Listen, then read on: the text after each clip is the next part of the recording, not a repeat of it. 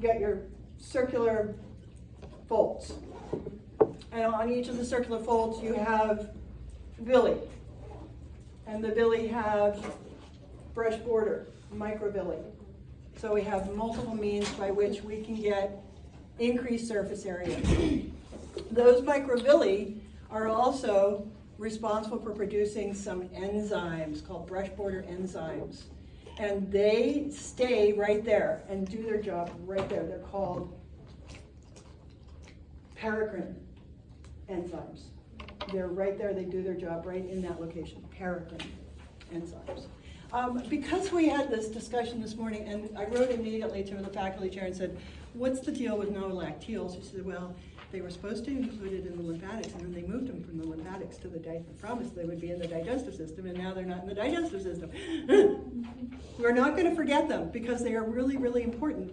And they're really important because without these lacteals, none of the fats that you ingest are going to get to your system for you to use them. So we're always going to remember that we have lacteals that are traveling up in the lamina propria, and they're bound on either side by this capillary bed. And obviously this is grossly enlarged because the villi are microscopic, right? We can't really see them grossly. Okay, so we have our villi, our lamina propria, we got our capillary bed and our lacteals. On each of the villi we have columnar epithelial cells, so that too increases our surface area, and each of these columnar has a brush border where our brush border enzymes are located.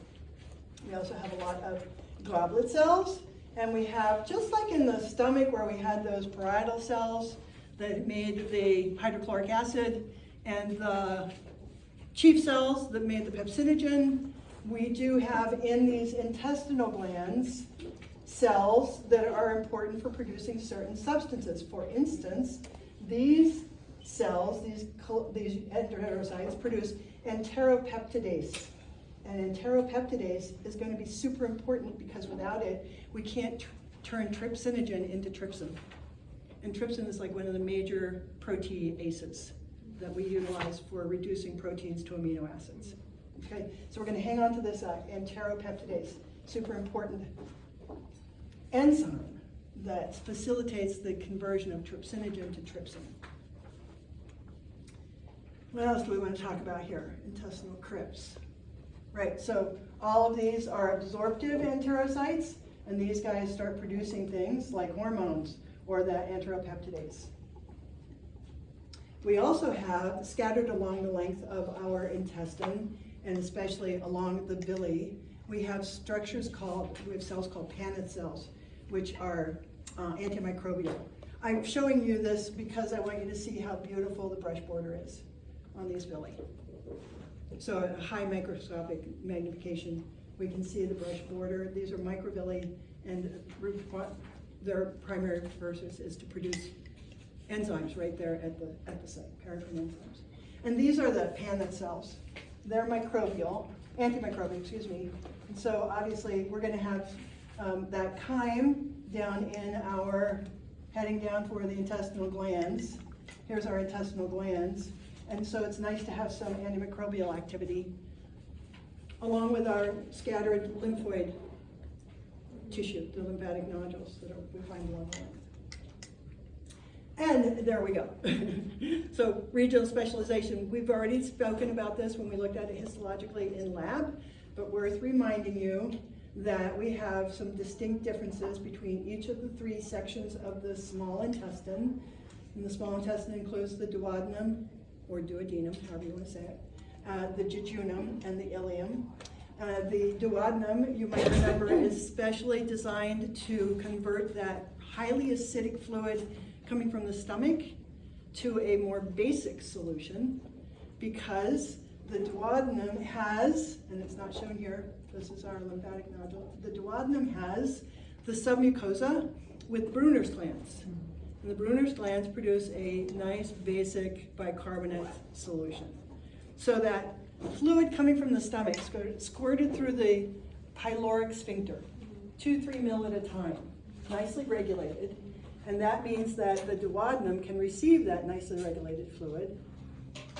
What else happens in the duodenum is that the bile is delivered to the duodenum via the common bile duct.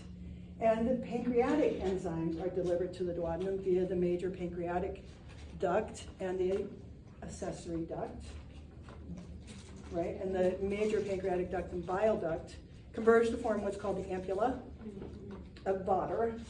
And then we have the duodenal papillae, which is the little knob that is extending into the duodenum, delivering bile and pancreatic enzymes. Why do we need bile? What's bile all about?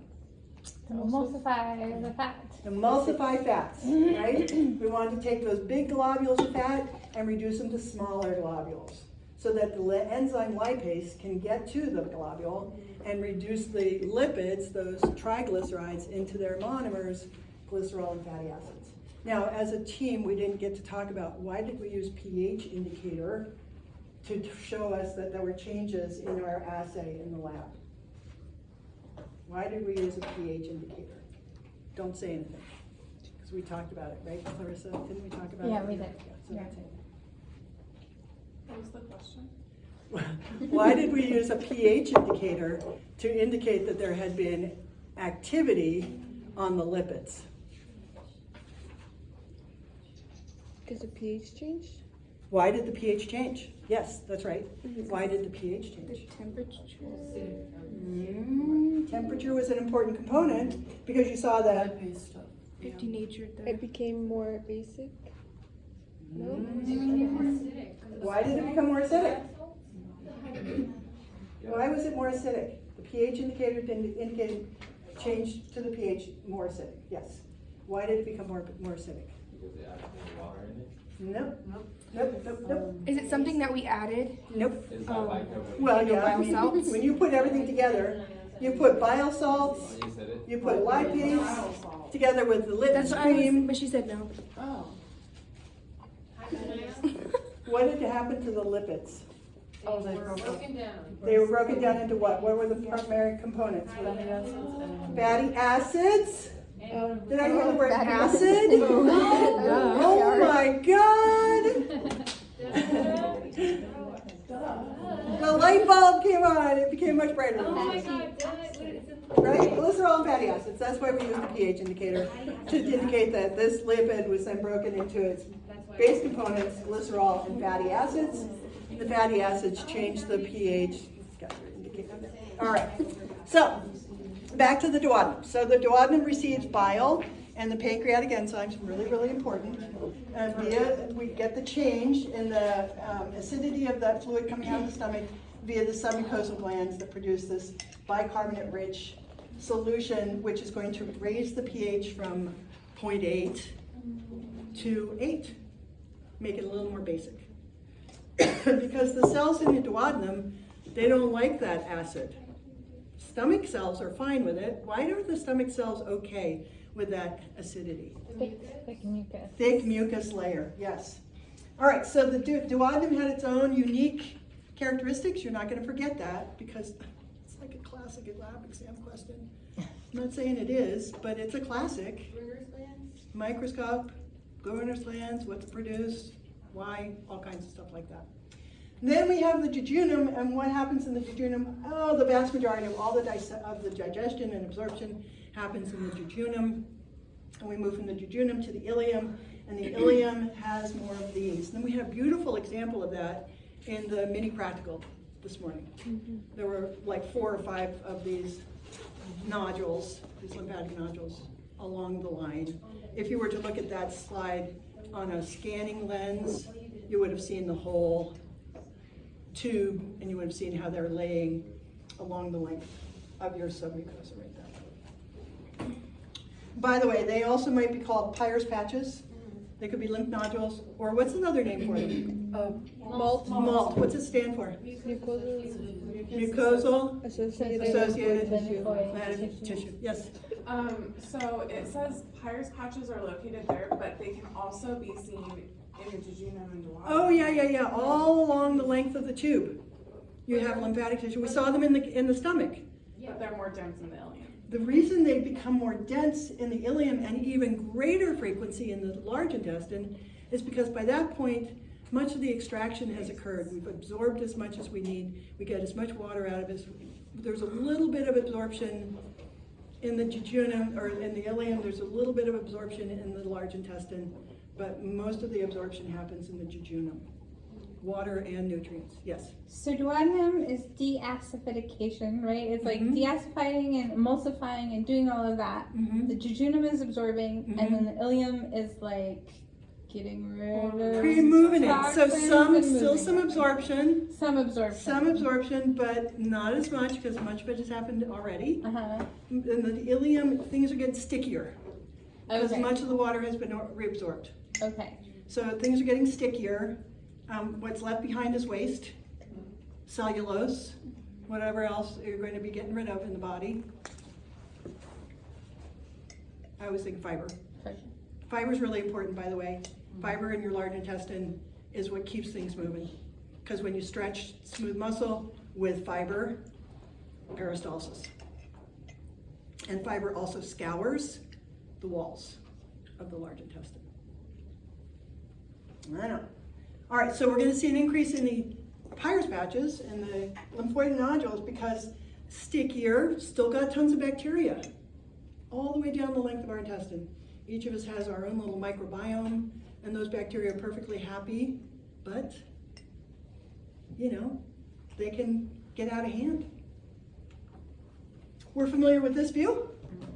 This is histology, duodenum, submucosa, Brunner's glands, jejunum, lots of absorption, very little submucosa, lots of intestinal glands.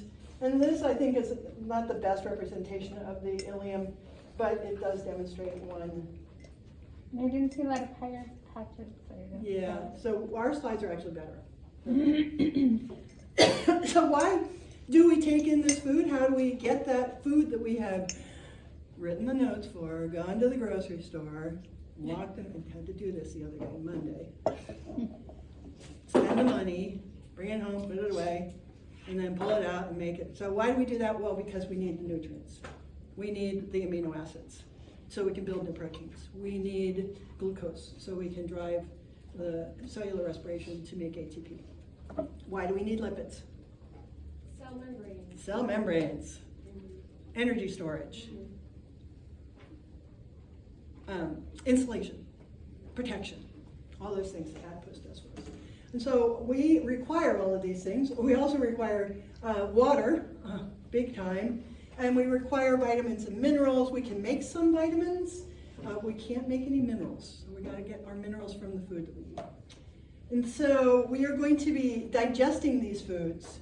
And the digestion process begins with hydrolysis, like this, where you take a big polymer and you insert water and you break it down into monomers along with water. And when you want to build things, we're going to do something we refer to as dehydration synthesis, where you take your monomers and you hook them together and you remove the water that is the result of, and that's called dehydration synthesis. This is the very basics of what we're all about. So we're going to use ATP to do all of this as well, hence the need for glucose. And we, by the way, can turn those fatty acids into glucose, which is a really cool thing. And remember that your adipocytes contain a certain amount of lipids. You have a certain number of adipocytes. You can add lipids, you can reduce the lipids. You keep the same number of cells. If you have liposuction, your cells are taken away, your body goes, hey, we're a little short on adipocytes. Let's make some new ones. And normally you don't make any new ones, you've got what you've got. Was there a question? So the specific type of chemical reaction most important for chemical digestion, you would say it's hydrolysis. Sure. Yep. It's hydrolysis. Mm-hmm. And then besides the substrate, two other things are required for this action to proceed. So Enzymes, enzymes because they This- facilitate, they this- speed up the reaction. and water. And water. Enzymes and water. Yeah. Okay. And the substrate would be your foodstuff. You need these. You need Your the polymers. your Yeah. You need the polymers to make the your monomers. glucose would be your substrate. Yep. Okay. And then water. Or sucrose. Sucrose, fructose, Any of the sugars. glucoses. Right. Okay. Yeah, the oses. Yeah. Yep. All right. So this is talking about carbohydrate digestion by the small intestine. Now we already know that we need a enzyme called amylase to hydrolyze carbohydrates. We know that we need gastric and lingual lipase to hydrolyze lipids. Lipase is the primary because lingual lipase only gets activated in the stomach. Gastric lipase, very little activity within the stomach. The primary source of lipase for us is the pancreas.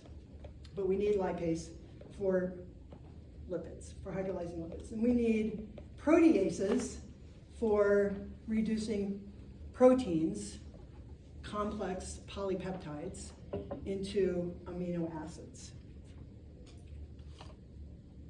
This is talking about carbohydrates. So we have in the brush border enzymes, remember these guys? Brush border enzymes, we have these enzymes, maltase, sucrase, and lactase. Not everybody has lactase though. So there's some people that are lactose intolerant. In fact, more people are lactose intolerant, but we somehow manage to deal with it, right? Because we do produce a little bit of this.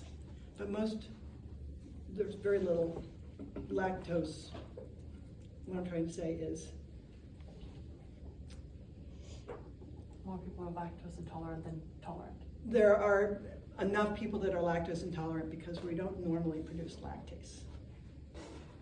So we got these guys, brush borders, they're going to reduce to, we're going to take maltose, sucrose, and lactose, and we're going to turn them into monosaccharides. What are the monosaccharides? Fructose and glucose. Those are the monosaccharides that we can utilize. We take our amylase from the pancreas. It too is going to reduce our complex polysaccharides into two glucose sugars, sucrose, right, fructose, and then turn them into simple sugars. And then we're going to take the salivary amylase, remember that, turns those starches into sugar right there in your mouth. Okay, so we're going to remember these guys in the brush border enzymes here in a moment. Notice their optimum pH, 7 to 8. Pancreatic amylase can deal with a little bit more acidity. That's kind of cool, right? That means that that fluid coming out of the stomach is not going to kill these enzymes coming from the pancreas. And also your salivary amylase, yeah, a little bit more acidic in the mouth than when you get to the small intestine. All right, so here we're going to pay attention to some of these things that are going on. This protein digestion by the small intestine. Remember that our chief cells produce pepsinogen, and then that pepsinogen gets turned into pepsin when it's activated by the acidity in the stomach. Remember that? So we needed hydrochloric acid to convert pepsinogen to pepsin. And then the pepsin is a protease. It's going to work on our proteins. And so the first chemical digestion of proteins happens in the stomach.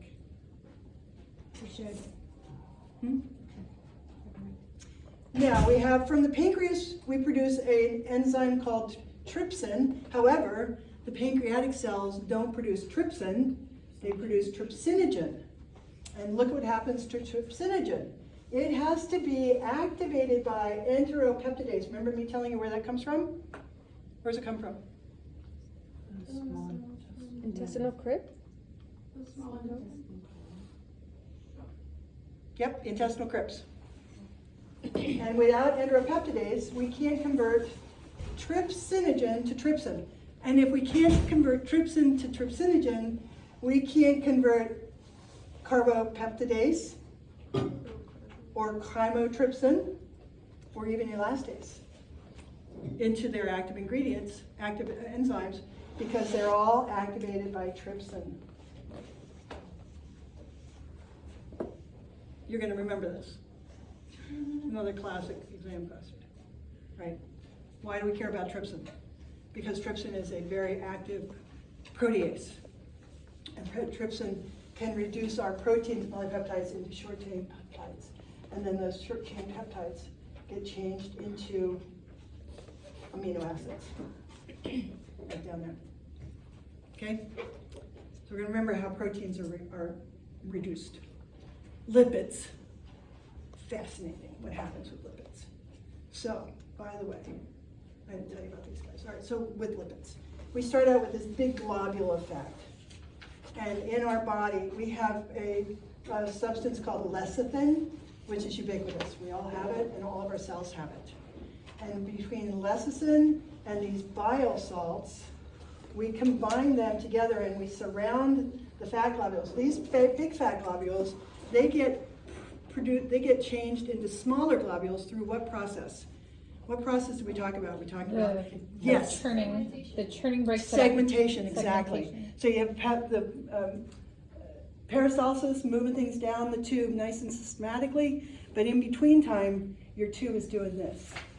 Same thing in the stomach. So you're still also taking those big globules of fat and then you're reducing them to smaller. It's like you taking that jar of oil and vinegar and you shake it up and you get the little globules and then let it sit in there. Well, we don't want them to go back together. And so instead of letting them go back to these big globules, we have our bile salts and the lecithin that keep them in small globules, keep them so that we have exposure for the enzyme lipase to get in there and work on those triglycerides. Okay, you said bile salts, so what would be the difference between the bile acid? Or is one and the same? Essentially the same. One and the same. Except one is produced in the liver Yep. from cholesterol, and the other one is Bile's only produced in the liver and stored in the gallbladder. Make note of that. Some of you thought that it was made in the gallbladder. stored. Bile is made in the liver, stored in the gallbladder. And we need bile so we can effectively take care of these fat globules and allow the exposure of these fat globules to the lipase enzyme so they can be reduced from triglycerides to glycerol and fatty acids. This is a wonderful video on how fat is processed. Watch this guy. And it is in our shell. Carbohydrate digestion, protein digestion, lipid digestion. He does a fabulous job of describing all three, and hopefully you won't be offended by being referred to as young ladies, which one of my students several terms ago was. So I have to say that. Don't be offended. He's just a guy. What does he know? Sorry, guys. Just kidding you guys. Lipid digestion. Lipases, lingual lipase, pancreatic lipase, gastric lipase. What does this get like again? What happens? We take the triglycerides and we turn it into fatty acids and monoglycerides, and that is really important because we need fats. We need fats. Nucleic acids. Where do our nucleic acids come from? What are nucleic acids a part of? DNA. DNA and RNA, Oh, yes. yeah. And so every single cell we eat, and by the way, we're eating cells. We're eating plant cells, we're eating animal cells. Even plant cells, DNA is constructed the same way. Did you know that? Phosphate, sugar, phosphate, sugar, phosphate, sugar, A to T, C to G. Everything. Slime mold, same construction of the DNA. I think it's so cool because it harkens back to the billions of years ago when we were in boiling soup and just by freak of nature, two molecules got together and formed a dipeptide, for instance. Actually, they produced these DNA and RNA. So we're eating cells, RNA and DNA, and that RNA, deoxyribonuclease and ribonuclease, these enzymes are reducing those DNA and RNA into their base components. What do we do with them? We actually recycle them, which is very cool too. We recycle those components, put them back into use. And this table is just a way for you to put that all together. This is just another way for you to think about it. What happens with our carbohydrates, what happens to our lipids, what happens to our proteins. And so we remember that our carbohydrate digestion, chemical digestion, begins in the mouth when it's exposed to the lipase. Where does lipase come from? Which gland is primarily producing lipase? Excuse me, amylase, not lipase, amylase. Sublingual? Sublingual? Which one? Sublingual? Sublingual No. salivary gland is No, The pancreas. the parotid. Yeah, the parotid is the one that's known for producing Serous. amylase. And it's a serous gland, yes. serous mixed mucus. Yeah, yeah. So we get our first chemical digestion of carbohydrates there. Nothing happens in the stomach to carbohydrates. But then those carbohydrates hit the duodenum, and we got pancreatic amylase that starts working on them. So we go from polysaccharides, disaccharides, to disaccharides, to monosaccharides in the intestine. And what it is in the intestine that does that? What takes from disaccharides to monosaccharides? Brush border enzymes, maltase, lactase, yes, exactly. And so our carbohydrates are taken care of. Lipids, we have a little exposure to lingual lipase, but remember that lingual lipase, gastric lipase, they have to be activated by what? The What is it that activates these lipases in the stomach?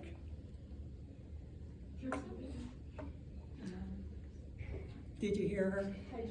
Hydrochloric acid. Yeah. Hydrochloric acid activates the lipase. And then that fluid ends up in the duodenum. What happens in the duodenum? We have the bile salts from the liver, and we have the lipase, and we have those lecithin, which are found in every single cell all the way along the line.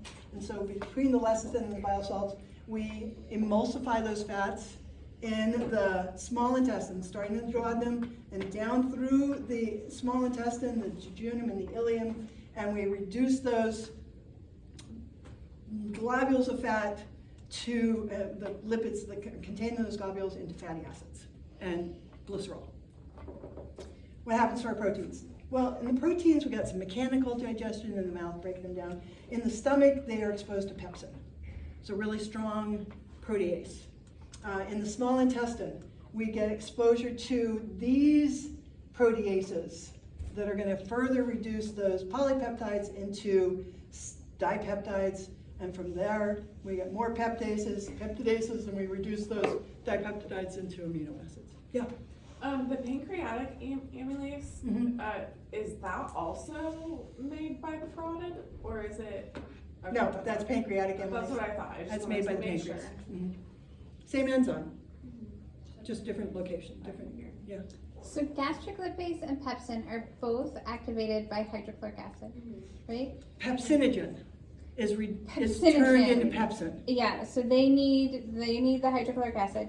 So then trypsin, and which one? Trypsin? Then trypsin can convert chymotryptidase, or is it? Here, chymotrypsinogen is converted to chymotrypsin when it's exposed to trypsin. Okay. Elastase is converted to, proelastase is converted to elastase when it's exposed to trypsin. And trypsin is produced Trypsin is produced by the pancreas by the pancreas as trypsinogen. as trypsinogen. And then it is going to be converted or activated by enteropeptidase.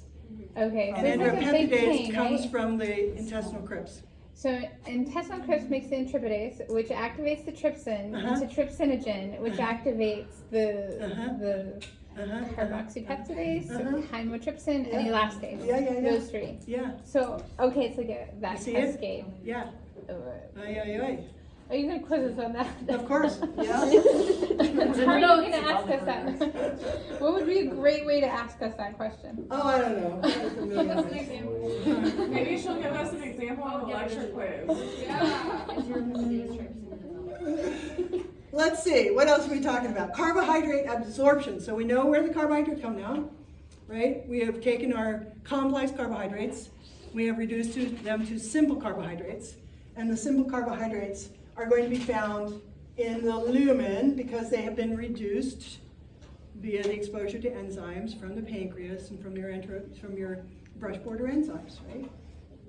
Notice that we have these columnar epithelial cells, we call them enterocytes. Notice they're held together by tight junctions. What'd you learn about tight junctions in 231? 231. Holding things together tight, nothing's supposed to get past them, right? Nothing's supposed to get past it except O. We do have something called solvent drag. So water can drag other things through these tight junctions to the core of the villus on their way to the capillary beds. Which part of the capillary bed are we heading toward?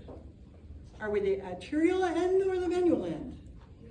The venule end. Why would we want it to go to the venule end? Hepatic portal, because we wanted to go through, to the liver. Right? We want all of that blood, which is inferior mesenteric vein, superior mesenteric vein in particular, going to merge to form the portal vein. Portal vein delivers this blood to the liver, Yeah. where the liver then is going to do amazing Filter, things. clear. Oh, clean, build, Build. break, build, break, clean. Do all the things. Yeah, get rid of all those liver, things. the liver is the one that you said there's not any one function. It has multiple important functions, right? Oh no, the liver has multiple very important functions. But in terms of the digestive system, Bile. one function, Bile. producing bile. Okay. Yeah. So, where our enterocytes are capable of absorbing glucose via called a symport. So we're depending on sodium to bring glucose in from the lumen of the intestine to the interior of the enterocyte. Fructose, who knows why, but fructose gets its own facilitated diffusion. Gets their own little protein, little pump that allows fructose to come right through. Galactose, another of those simple sugars, is going to be pumped in utilizing sodium. This guy, these are called glucose sodium pumps, or GLUT pumps. Glucose, fructose, galactose, all head toward another facilitated diffusion protein that allows them to pass through into the core of the villus and thus into the circulatory system. Because they'd have the same kind of GLUT pump from this fluid, interstitial fluid, into the blood vessels.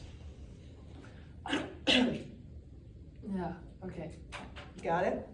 Yeah, no, just What? mixing letters and words. I was reading con-transport Oh, co-transport. instead of co-transport. Yeah. So I was going symports Yeah, and con-transport, yeah, read differently. No, okay. yeah. Sorry, just, And then it's also interesting to note that the fructose doesn't actually stay fructose, it actually gets processed in the liver. So it travels through the circulatory system to the liver, and the liver then turns it into glucose or glycogen. And then galactose does get converted, and it get converted here, or it can get converted in the liver into probably glycogen So as a storage. the Yeah. conversion of fructose occurs in the liver, 30%? Mhm. Mhm, mhm. So what happens to the sodium? Remember, sodium is supposed to be external. It has to stay outside the cells. All our cells have greater sodium concentration outside than they do inside. So now we have all this sodium included in the interior. Well, fortunately, what do we have? The sodium-potassium pump. So we're not just dependent on it in the nervous system or the muscular system, we're also dependent on those pumps to function within the intestinal system. Watch this guy. He does a great job of describing all of this. And you can watch him over and over and over again. And he doesn't mumble, he doesn't, flub up words like I do. He's really cool. Protein absorption. This is really probably the simplest of all the mechanisms that we go through to get through from one side to the other. So we start out with those complex proteins, those polypeptides, and then, even in the stomach, we are influencing the peptides, not just from the pepsin, but also that hydrochloric acid, that acidic environment that can start to denature those tertiary structures into secondary structures, into chains. You know what I'm talking about? Remember from 212? So we can move these amino acids through into the cells using hydrogen co-transporters. Let's see, what else do we have going on here? We reduce our proteins to amino acids.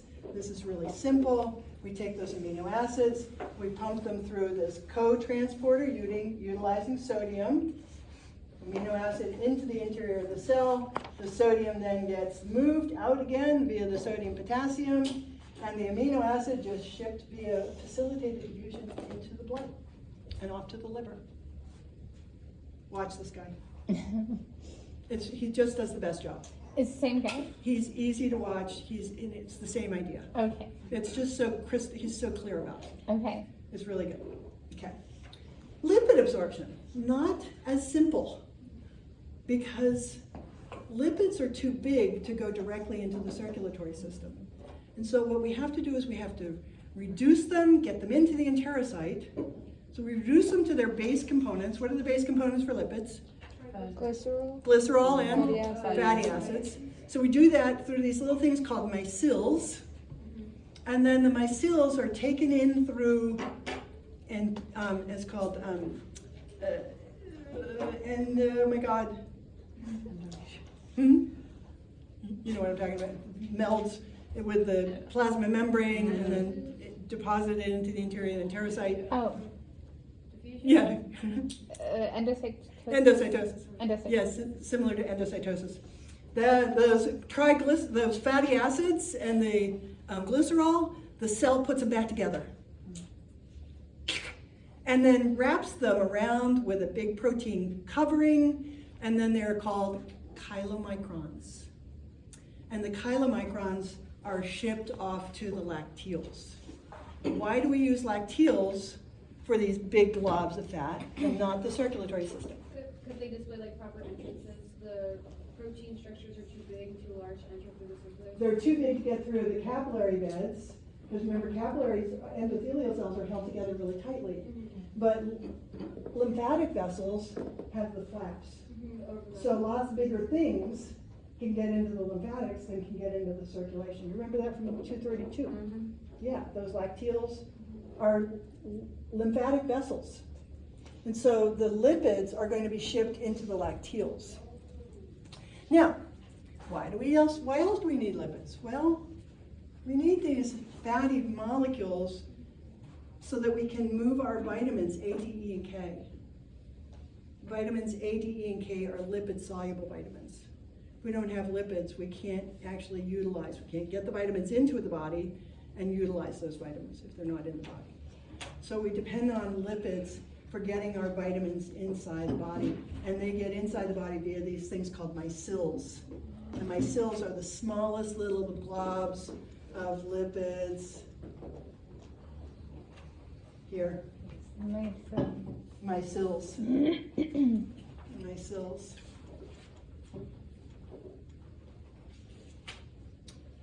Micelles, right, to the columnar epithelial cells, we call it enterocytes. They're pulled in, and then they are reconstructed, which is crazy, and then shipped off. So the Golgi apparatus does the protein coding, and then they're shipped off, known as chylomicrons. Chylomicrons are taken up by the lacteals. How are we doing? Watch this guy, because he's going to tell you all of this stuff, and it's going to be crystal clear, and you're going to love him, even though he calls you young ladies. I don't know why she was so upset about that. It can be kind of condescending. It really wasn't, though. He's No, just it being a didn't. nice guy. Yeah? But he's a certain age. Yeah. So you have to be, some of us are old. We're operating with the past. So here's what happens with the lipids. Here we have our micelle. It's got our bile salts, and it's got a lecithin surrounding it. And the lipase was able to get in there and reduce the triglycerides and the monoglycerides and fatty acids. And then they are taken up by the plasma membrane, melds with the plasma membrane, because this is capable of doing that, because you have hydrophilic hydrophobic ends. Then these fatty acids and monoglycerides are delivered to the interior of the cell. This enterocyte then repackages them, puts them back into triglycerides, crazy, and then coats them with protein and ships them off to the lymphatic system. Watch this guy. That's the end of that. So we break them down just to put them back together. Yeah, they put them back together. Tear them down and put them back together. Oh, I know. It's apparently what works. All of the work. It's apparent. Part 3. So we're finished with the small intestine. Now we're moving on to the large intestine. And the large intestine's function is a little bit of water absorption, Mostly the water absorption is happening in the small intestine, but a little bit of water absorption happens in the large intestine. For the most part, the large intestine's function is to compact the waste, create feces. We've already got a pretty sticky substance coming from the ileum. The ileum delivers that material via the ileocolic valve, right here. And then we have a blind sac called the cecum, and off of the cecum, the appendix. So it's delivered here, may sit down in the cecum for a while, but ideally, we still have the peristaltic action. We still have enterocytes. What we don't have in the large intestine are villi. No more villi. We do still have intestinal glands, but no more of those little finger-like projections, because we don't need the absorptive qualities as much as we did in the small intestine. So we do have this movement of material referred to as mass movement, as you see, 1 to 3 times a day. Maybe you felt it, maybe not. Maybe you have a little gas moving through and you felt that moving. That would be part of that mass movement. The idea is for that material to be pushed from the ascending colon, along the transverse colon, down the descending colon, the sigmoid colon, to the rectum, and ultimately to the anus. Now, the rectum is a storage place, and you all have learned when you were 2 years old what the pressure in your rectum meant. That was when you were being potty trained. So you learned that that pressure meant your rectum is filling and you need to defecate. You need to go and get rid of the feces. And you might have had a diaper for a while, and then you were going to the toilet and showing everybody how proud you were and what a big girl or boy you were. Yeah. Okay. So that's the idea is to move that waste up, over, down, and out. We have, serious number of bacteria. Some of these bacteria are really important because they help us produce vitamin K. We need vitamin K for clotting. Help us produce vitamin B5. What do we need vitamin B5 for? It's going to participate as a coenzyme. And those coenzymes are essential for moving hydrogen ions, which are used to drive the electron transport system, which is used to produce ATP. That's all the coenzymes are about, which is really pretty much what all our vitamins are about, is serving as coenzymes. Let's look more closely at we have structures here. The appendix. We now know that the appendix is valuable. We can live without it, certainly, but it's valuable because it has bacteria in it. It also has lymphocytes, lots of lymphocytes in there. Then we have, notice these bulges along the length of our large intestine. These are referred to as haustrum, and this is really the mechanism by which we use to compact, to create the fecal shapes that we're familiar with. Another thing that's interesting in the large intestine is we have these little gobs of fat. They're called Appendages. omental. Appendages. Yes. Epiploic. Yeah, the epiploic appendages. Epiploic appendages. Yes, Carla? Does it matter if we call it epiploid or omental appendage? Nope, whatever term we have that's available for, yeah, it's fine. They don't really understand what they're about. It's another one of those little mysteries. But along with, yes? I would assume they were, well, I thought they were like serving as attachment points for the greater omentum. But No, they're just little globs hanging off of little pockets of fatty tissue, hanging off of something called the taenia colia. The taenia colia are 3 strips of smooth muscle sitting on the superficial surface of the large intestine. Taenia colia. And they participate in the movement, moving things along. So as they contract, that's moving fecal material along the length of the large intestine. I always wondered why they called it taenia.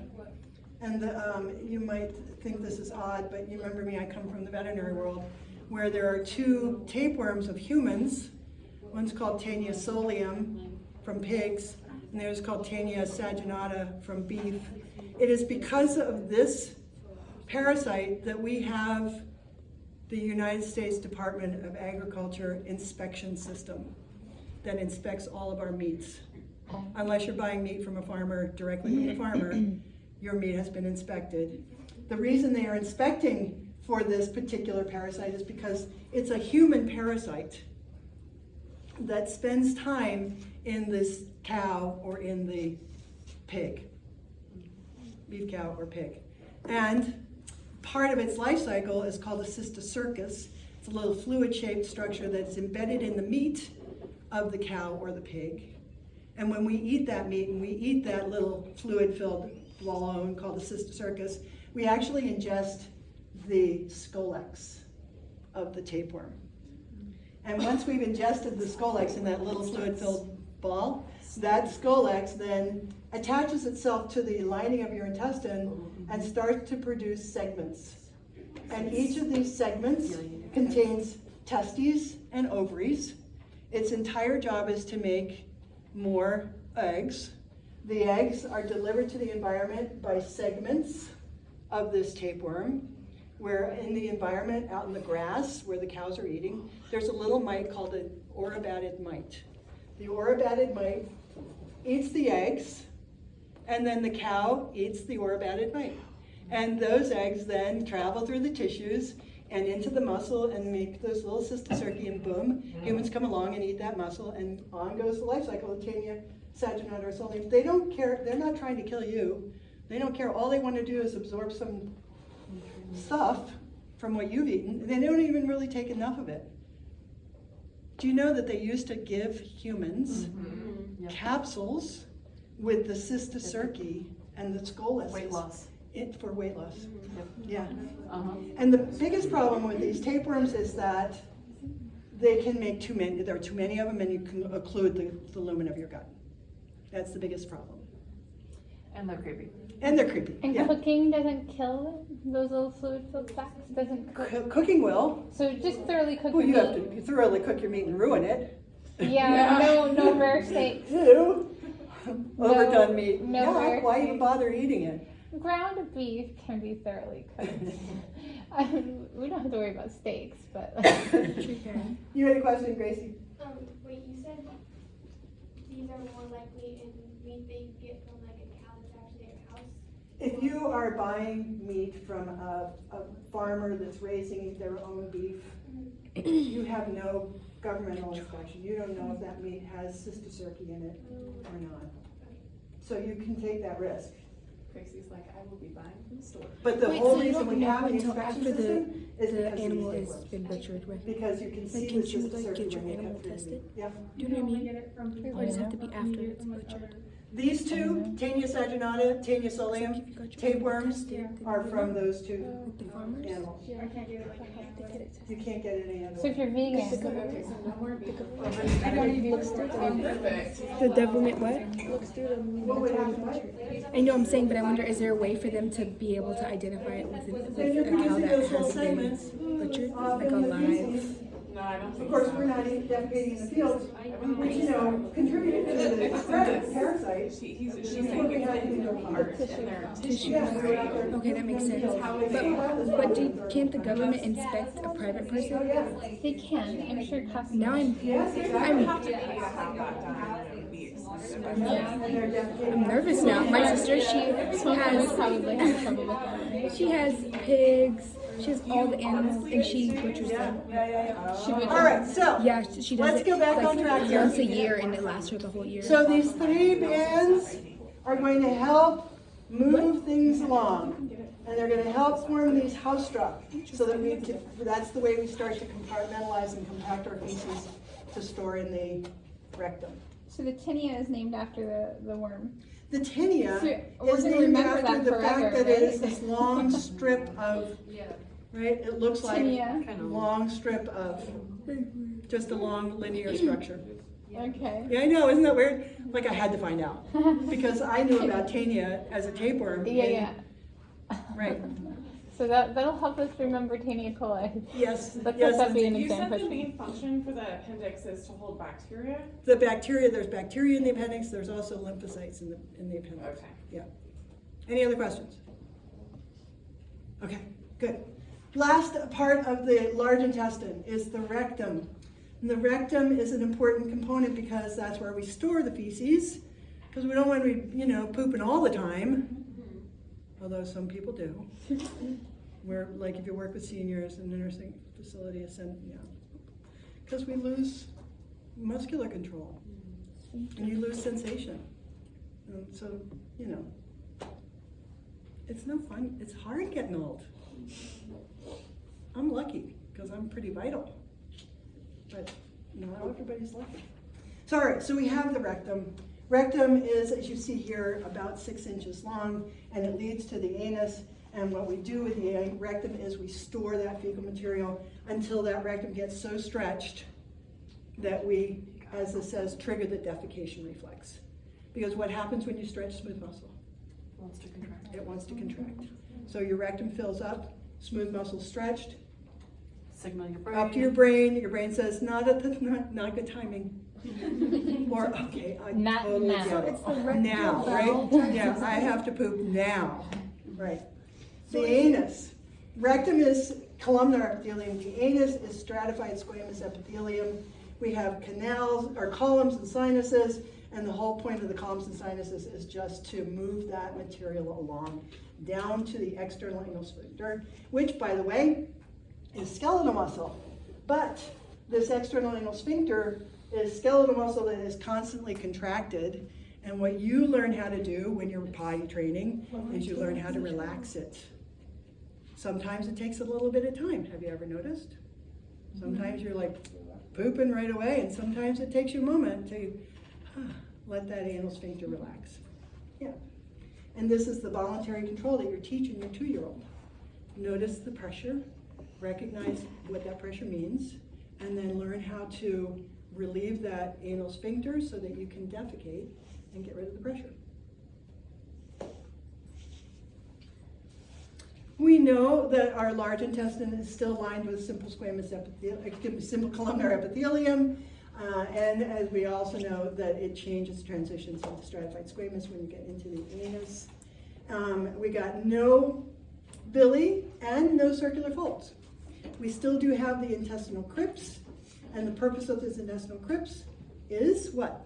To allow for defecation to occur efficiently, so it's not stuck within the rectum or the canal. Actually, the purpose is so that we can produce more of that mucus, get rid of and a little bit of absorption of water. Yeah. So we also have Paneth cells. What are the Paneth cells? Antimicrobial. No enzymes here because the primary job of the large intestine is compacting waste material. A little bit of absorption, but mostly moving the waste material.